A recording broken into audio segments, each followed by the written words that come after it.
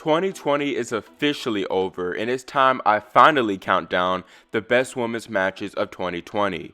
Before I get into the list, I want to reveal my honorable mentions. First is Serena Venus at Lexington. Second is Shelby Rogers and Petra Kvitova's thriller at the US Open.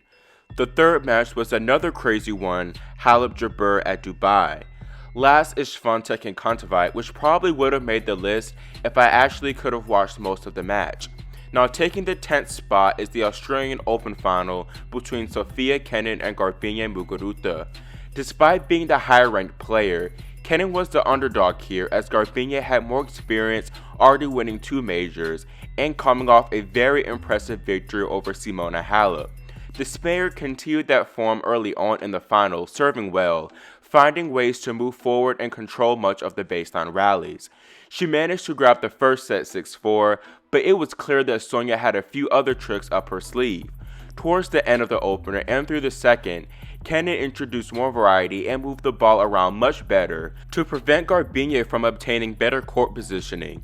Sonia also improved her serving, which is why she wasn't broken at all in the second. She took it 6-2, but Garbiñe of course was looking to shift the momentum back in her favor. Muguruza had the first look at breaking in the decider, going up bluff 40 at 2-all on Kenin's serve. Here the American played one of the most iconic games in tennis history, hitting 5 consecutive winners to hold serve. This was the major turning point of the match, dampening Muguruza's confidence while only stimulating Kenin's. This final makes the list not because it's a 3-set final or an upset, but it actually had very good tennis throughout.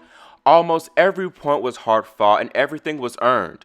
The matchup itself was also very interesting with the clash in game styles, Muguruza being truly made the public and entire tour take notice of Sonia, and not only her game, but extraordinary mental fortitude. At number 9 is Karolina Pliskova and Naomi Osaka's Brisbane semifinal clash. This was a rematch of their semifinal at last year's Australian Open, which Osaka took in 3. This one also saw these women playing high-quality tennis, with excellent serving and ball striking. Honestly, every shot was an ace, winner, or forced error, and neither player was giving an inch throughout most of the match. The first 2 sets were both tiebreakers, but had slightly different stipulations. The opener was extremely tight with there being only 2 breakpoint opportunities, and a thrilling tiebreaker which Naomi needed 5 set points to close out. The second, however, provided the return of more looks at breaking. Pliskova actually saved 6 breakpoints, but ultimately couldn't withstand the 7th, giving Naomi a chance to serve for the match. She held match point and had chances to get more, but Pliskova surprisingly defended well, which ultimately helped her survive. That 12th game proved to be the turning point, as Naomi faltered a bit mentally, while Pliskova only improved. The Czech woman took the final set 6-2, but the level of play was still good, and the scoreline could have been a lot closer. Osaka had 6 breakpoint opportunities in the decider, but Pliskova saved them all with clutch serving. This match was a treat to watch as both women played excellent, Osaka hitting 52 winners and 40 unforced, Pliskova 47 and 30. It also gave me a newfound respect for Karolina game-wise, as she moved significantly better and showed great mental toughness and clutchness throughout. Rounding out the last 8 is Petra Kvitova and Barty's clash in the Doha semifinals. Kvitova came into this one with a chip on her shoulder, losing her last 4 matches against the world number 1. However, it's commonly said that if Petra is on, she's extremely difficult to beat, and boy was she on in that opening set. She served well, returned well, hit from the ground cleanly and with decent margins. However, Barty, being the world's top-ranked player, increased her level of playing, producing some immaculate shots of her own. Kvitova did cool off a bit, and took full advantage, taking the second set 6-2 in 32 minutes. The momentum was entirely with the Australian, and it appeared that it'd be a 5th straight win over Kvitova. However, the decider saw Petra regain her titillating form, but simply couldn't blow Ash off the court, as the Aussies' variety and court awareness made life difficult. After multiple consecutive breaks, Petra finally closed it out on serve to break the spell and continue her Doha winning streak until the finals. This match to me is slept on, and I'm not too sure why. I always thought that the Kvitova-Barty matchup was an interesting one, and if both played well, we'd be in for a treat. This match was exactly that and more, which is why it makes the lineup. Taking the 7th spot is Clara Tauson and Jennifer Brady's first round encounter at Roland Garros. I honestly didn't pay much attention to this matchup at all until one of my viewers asked me my thoughts. I first heard of Tauson when she won the 2019 Australian Open girls event. I of course knew Brady for quite some time, especially after her incredible hardcourt season. Jennifer is an excellent ball striker, but she met her match in the then 17-year-old Dane. Tauson surprised me when she stuck with and even out-hit Brady in the first set. After Clara grabbed the opener, Jen upped the ante and finally managed to break, ultimately winning the second. Afterwards, I thought the young Dane would start to waver and ultimately fade away, but she kept pushing and holding her serve, maintaining that scoreboard pressure. Jennifer did have 2 match point opportunities at 6-5 but couldn't convert. Then Tauson had 3 of her own at 7-6 and couldn't close. I thought for sure that would be the end of it, but the Dane remained steady and continued to fight. Ultimately, she did prevail, beating Brady 9-7 in the third, a match that lasted 2 hours and 45 minutes. This was Tauson's first Grand Slam main draw match and win, which is incredible considering her poise and shot-making abilities. Both women hit extremely well, but also defended strongly, bringing about many exciting rallies. I know not a lot of people saw this match, seeing that it was played really early and was on court some moment too. Still, those who did watch received a very pleasant surprise. Number 6 on the list is Serena Williams and Maria Sakkari's US Open round of 16 encounter. This matchup was highly anticipated as soon as the draw came out, as these women had just played a week prior at the Western and Southern Open. That match was extremely bizarre and saw Williams blow a significant lead, ultimately crumbling in the final set 6-1. Although Serena clearly wasn't at her best there, Sakkari was still seen as a great threat to beat the 3rd seed again. Williams, however, is notorious for not letting opponents beat her on consecutive occasions and came out with an intense focus. This paid off well as Serena managed to steal an early break, which would help her close out the set 6-3. The American strong serving helped tremendously, preventing Sakkari from having many break chances. However, the Greek woman began to find her groove on serve as well, not allowing Serena many looks either. There was only 2 break points in the second, but it wasn't all smooth sailing with their service games. There were consistently so many long, grueling rallies that showcased both ladies' penetrating shots and depth. They of course went to a tiebreaker, where Serena was once again 2 points away from the match, but Maria stepped it up when she had to, winning the set. Unlike the week prior though, Serena continued to fight and battle hard, recovering from an early break deficit to turn the match around and get her revenge. This match was very good, as both women are strong servers and great from the ground. Sakkari actually out-aced Serena and hit more winners than she did, but ultimately the 23-time major champs experience prevailed. At number 5 is Simona Halep and Garbiñe Muguruza's Australian Open semifinal. Surprisingly, Garbiñe and Simona had only played twice before this match, Muguruza decisively winning their 2017 Cincy Open final, and Halep decisively taking their 2018 French Open semi. The Romanian was the slight favorite here, due to her dominance leading up to this match, not dropping a set. Muguruza though has some impressive wins of her own, beating Alina Svitolina and Kiki Bertens in straights. Halep had the first look at breaking, but it was Muguruza who ultimately got it first due to her trademark aggressive play. Halep did fight and stepped up the aggression herself to break back and earn herself 2 set points. Muguruza played clutch and saved them, ultimately bringing us to a tiebreaker. This tiebreaker, like the first set and entire match, was incredible in every sense of the word. Just unbelievable hitting from both, crazy momentum shifts, excellent saves, and incredible intensity. I honestly don't have to talk much more about the match, because that previous statement sums it up. Halep had so many opportunities to really win both sets, but giving credit to Muguruza, she played the big points better. I also think that Garbiñe's serve and defensive skills made the difference, as they both got her out of a lot of trouble. Despite being only 2 sets, this encounter had the quality and intensity of a 3-set classic, which is why it's definitely the best straight set women's match of 2020.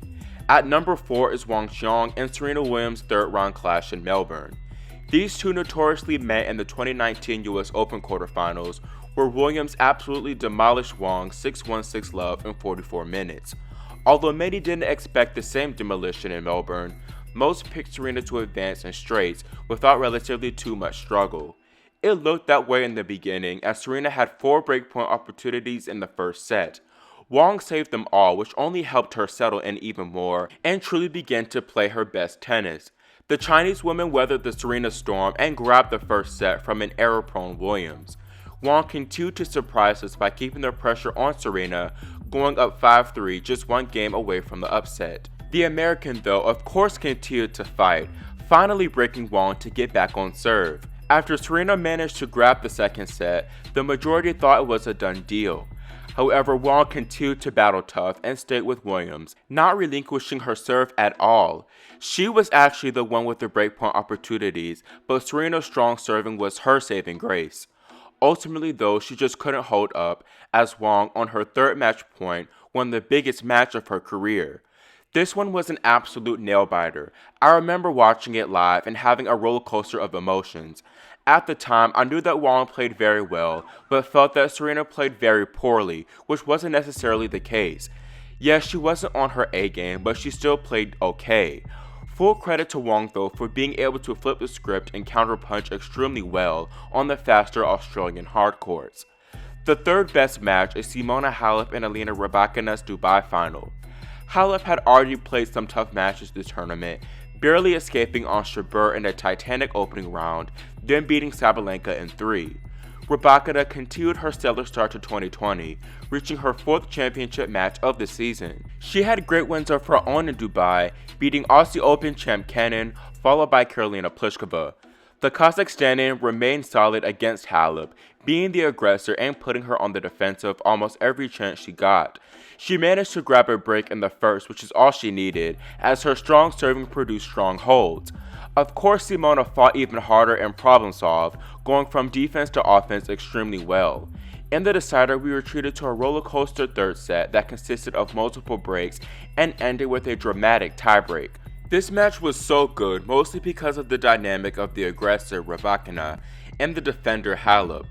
Elena was on fire this match, producing unbelievable shots, but Halep's defensive skills are just superior, and the way she turned defense to offense, hitting those outstanding passing shots was crazy. I think the slower course in Dubai also played a factor in the match's quality, as it allowed for longer rallies, Halep having more time to defend Elena's penetrating shots. This for me was by far the best final on tour, and the fans in Dubai sure got their money's worth. At number 2 is Naomi Osaka and Jennifer Brady's US Open semifinals. I already knew this match was going to be great because these women were playing some of the best tennis in the tournament. Naomi, the oddsmakers' favorite, played great as expected. Brady though was a surprise for many as she completely tore through the field, beating Garcia, Kerber, and Putintseva, not dropping more than 7 games in each match. Osaka-Brady reminded me a lot of Osaka-Pliskova in that both women were big ball strikers and dominated on serve. However, this match in particular was even higher quality as Naomi played better here, but Brady was there to match her. The American pushed Osaka to the limit, and the difference between these two women were razor thin. Both hit 35 winners, but it was Naomi who was slightly cleaner, hitting 8 less than the American. Additionally, Osaka's experience at this big stage was vital, as she handled the big points better, which ultimately made the difference. She played the better tiebreaker in the first set, and she got that necessary break in the third to send her into her second US Open final. What makes this match so special is that there weren't any real drops in play from either player. Both were surely deserving victors, but ultimately Osaka's champion instincts kicked in when she needed them most. Now taking the number 1 spot on this list is the second US Open Women's semifinal between Victoria Azarenka and Serena Williams. If you had told me 3 weeks prior that Azarenka would reach the US Open semifinals, I think you'd be lying. I say this because the Belarusian had been struggling with her game for a while, not reaching the Final Four at a slam since 2013. She found her confidence and game after falling to Venus at the Lexington Open, carrying that newfound belief to the Western and Southern, winning the title. She proved that this wasn't a fluke by playing even better at the major, getting decisive wins over Aryna Sabalenka in the second 6-1, 6-2, then her doubles partner Elise Mertens 6-1, 6-love. Vika was the slight favorite despite never beating Serena at a major, as Williams was coming off 3 physical matches against Sloane, Sakkari, and Pironkova. It didn't appear to affect the 23-time major champion though, as she played by far her best set of the tournament in the opener. Azarenka didn't play bad at all and actually did well, but Serena was just firing on all cylinders and couldn't be stopped. In the second set though, Vika stepped up her game by increasing her first serve percentage and taking more chances whenever she had a corner. After saving a break point in the second game of the second, Azarenka fully found her stride, going toe-to-toe with Williams in the baseline rallies, oftentimes outplaying the American. Though Serena's level came down slightly, she was still playing amazing tennis, but Vika was there to match it. She grabbed the second, managing to break Williams twice. In the early stage of the third, Serena did suffer an Achilles injury, but still seemed to move well. In that same game though, she suffered the only break of the third, which would ultimately be the deal breaker. Azarenka maintained the break advantage until the end, beating Williams to reach her third US Open final.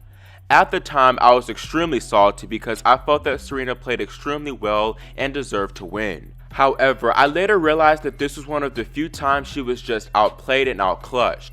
Vika truly earned that victory. It's astounding how both of these ladies, mothers, despite all the adversity faced in recent years, were able to produce such an instant classic. This scoreline is definitely deceiving because all 1 hour and 56 minutes were incredible.